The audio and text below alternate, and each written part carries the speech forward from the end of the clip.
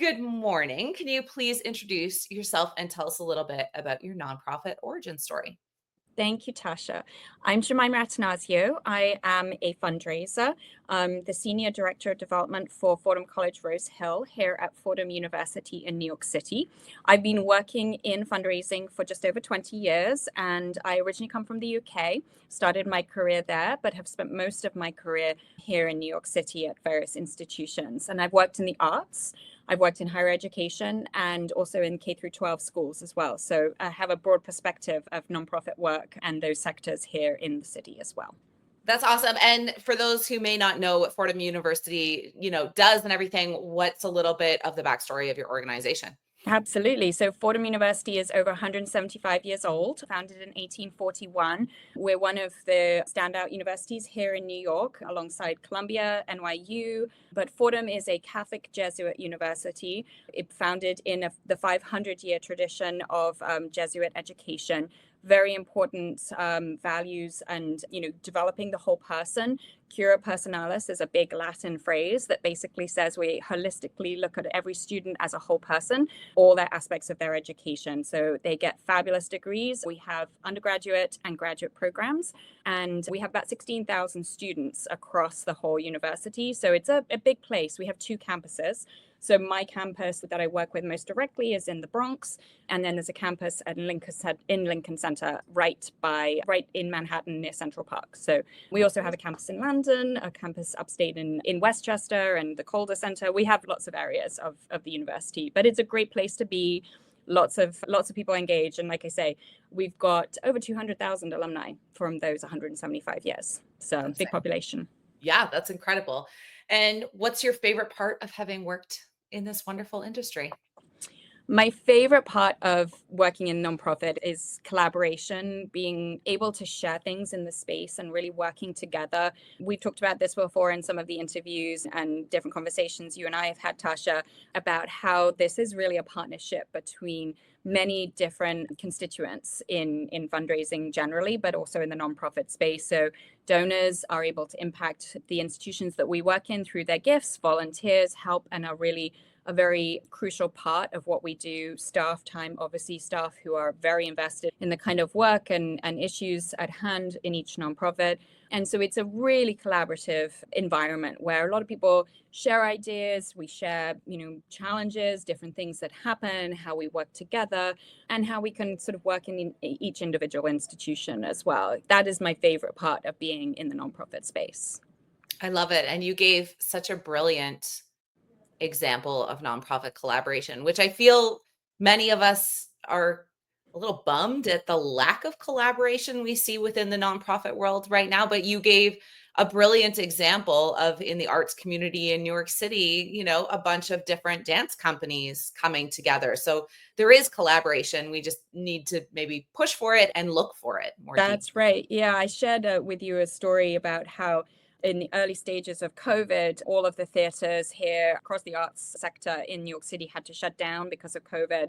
And then in the summer of 2021, when the theaters were able to, and dance companies particularly came together. There were 5 or 6 dance companies, very well reputed, world reputations as different dance organizations, came together and presented a week-long program highlighting, showcasing their work together on the same stage with the same, and these are very different kinds of companies. I was very fortunate to work for New York City Ballet years ago, but there are 4 or 5 Ballet Hispanico, Alvin Ailey Company, American Ballet Theatre, who all came together and kind of put together this program, and they've continued that initiative. And it's one of those ways where each company, led from their leaders down, their artistic directors, their executive directors, to say, how are you doing it inside the company that you're working with? Who are we working with? Sometimes donors, have a natural tendency to go to one company or another, or one theater or another, or one institution or another, but they're able to share and kind of relate to each other and then help each other, I think, in that sense as well. That's incredible. And just a great example of those are groups that we often look at and go, oh, well, they're all competing for the same donors, same Absolutely. money. Mm. But I love, when Dan Plata's, the movie Uncharitable came out, and part of the idea being that, the pie can be grown, right? Like, what Mhm. if instead by all of those groups coming together, there's a new love for ballet and for dance Mm-hmm. and theater Mm-hmm. and all of those things brought forward because that combined social proof and star power and all of that Right. instead Mm-hmm. inspires more people, right? Yeah. To like be Mm-hmm. involved. They're like, Yeah. I love this. This is something I want to be I more think involved. also, as somebody who has moved jobs and worked with different companies, what has fascinated me, obviously, I've been fortunate to stay in one city, but I have seen the donors follow me. I mean, I come to these companies and I'll Yeah. get to the database, and I have just at Fordham these last 2 years meeting with donors, and oh, I'm a subscriber at New York City Ballet, or my child went to one of the schools that I worked at, or and it keeps crossing all over the place, and Yeah. you see people in unexpected places you had no idea they were actually a supporter of this, or that meant something to them too. I think that for me, it is that additional recognition that we're very nuanced, individuals, all of Yeah. us. We all have different stages of our lives where we do things, and deep down things that are really important to us that we may not really even know how to express, but it's by how we show up in some of these nonprofits that we support. Or I was sharing, we had an event for the Alvin Ailey dance company, and our students at Fordham who are in a BFA program, they do a full degree both as students at the dance company and at Fordham at the same time. And at their performance, I was sitting next to someone who was on the board at another university, and she was sharing all that she'd never been to see our company before, but she has It's deep amazing. knowledge of education. So you get this really multi-layered perspective on people, which I think is Yeah. fascinating as somebody who's very interested in human spirit, human empathy, that sort of thing.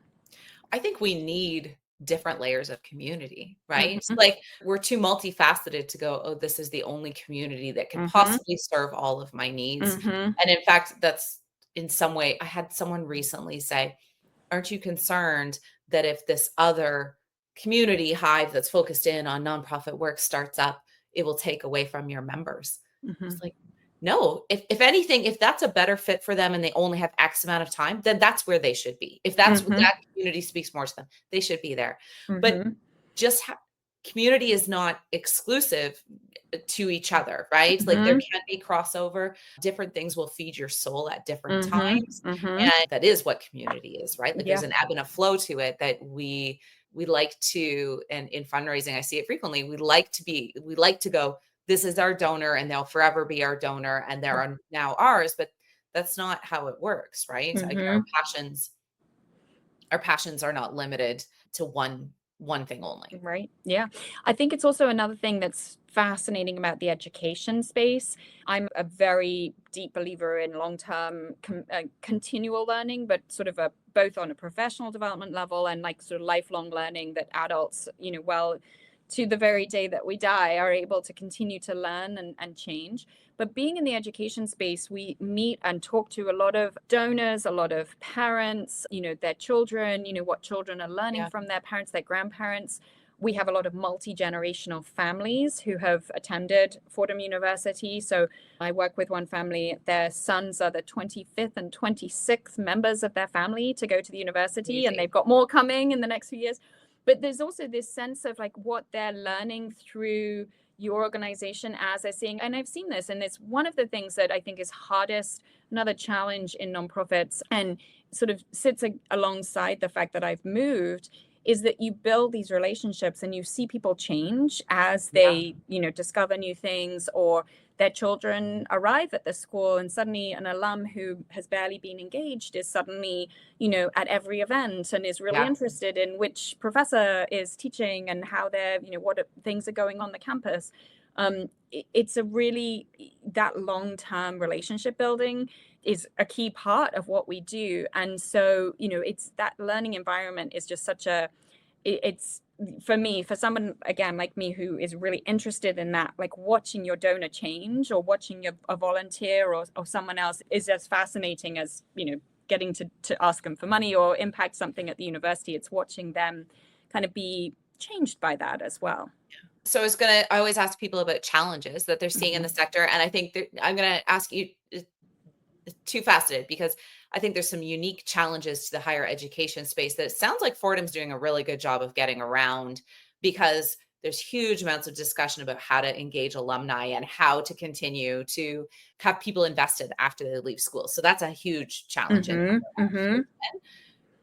and then there's also just nonprofit work and the challenges of working in this sector. So I'm going to ask you both of those because I'm Yeah. interested in the answer to both. Yeah.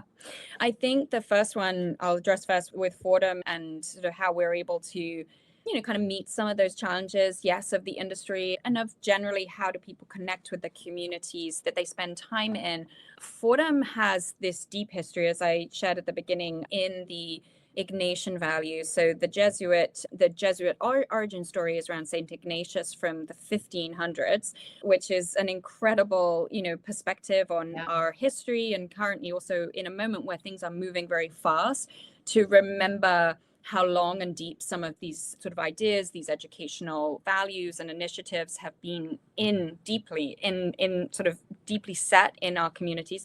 But the Fordham community, therefore, is built on many levels, but has this sort of sense of, we call ourselves Ramily. So we're the Rams, which is the Fordham mascot. And Go Rams is our athletic chant. We're not a huge athletic school, but we've got great programs. Vince Lombardi, a very famous football player, was a Fordham alum. And we've got others who have been, really Vince Scully, who was in baseball, like a famous announcer on the West Coast for years and years. He's also an alum. We have a great feeling around that. And the Ramily matches this mascot of the Ram with the family aspect. And there is something that is still very genuine around that. It's not like I've been other places where like you're creating a brand or you're curating a brand or, but there is something very genuine about how this deep connection is about, again, sort of showing up where you are, what yours. We have students here who are certainly not Catholic and really, plenty who are nuns, wouldn't tick a box in anything. And yet they feel very much part of this community and part of what Fordham is. And so it's a really interesting, and I think very, not unique, it happens elsewhere too, but for someone who has seen it a lot of places has that aspect. So I think for the challenge there, it's what do we offer that we continue to dig into that? And it's good questions. It's, being open to change. It's being open. It's being flexible. It's being adaptable and open to saying this worked 5 years ago. This worked before COVID. This may have worked before, in a different, but it's not the right thing for the right moment. So on the challenges front, in terms of also then resources and, different challenges for the nonprofit space generally, and I've seen this a lot and, folks talking about this on LinkedIn, and relying on one stream of income is really tough. You just, you're kind of in a place where you need to, just focus on that. Like we are a university with lots of different programs, but we're not really dug into one thing or another. We've got enough funding, but not so much that we're overwhelmed by. So things like the most recent federal grants that are, being cut, and we're not a university, fortunately, we are a university that would love to have lots of grant work as well. We do have a good amount, but we're not so reliant on that all of everything will go away. It's a very tough thing in nonprofits because I do believe in the bigger space that in order to, there's this dynamic, and we're just talking about it, how we collaborate together, how we share, but then we do have to say, this is the space, like you were saying with the Hive, like if it was this space for someone, like, and that, pulls most of them, like you're not going to say we're going to create a whole big program and expect everybody to invest in all of it. So how do you balance that? It is a true challenge. And I think that if you're going to create impact at a deep level, sometimes you do need to say, for example, at my university, do we have to have a medical program and engineering and this and that on top of everything else, or what are the things that we do really best and how can we add an additive to the space rather than, so it's a complicated picture, but it's definitely, a challenge to, kind of invest in that picture as well. We had recently, when Evan and I had an interview with Ariel Glassman for Good Nonsense, one of the things she had said is, nonprofits diversifying doesn't mean spreading yourself thin. That's not what it is. If there's a space that it's working really well and you've got like 2 or 3 pillars, double down on the two that are working the Mhm. best, right? Make them deeper. Yep. And what does it look like to go deeper on that pillar? Is Mhm. it more engagement with donors? Is it, better relationships with funders? Is it actually getting more stories from your constituents? Yeah. Who knows what that looks like? But Yep. maybe doubling down on that pillar that's working really well versus going, we need more pillars. That's not Yeah. necessarily the, Mhm. the right way to go.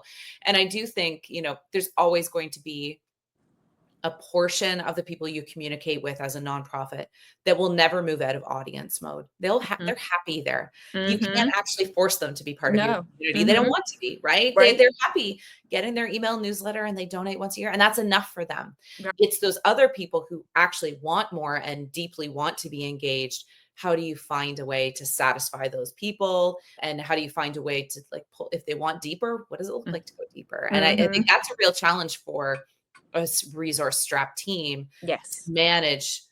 They're very distinctly different. Yeah, definitely.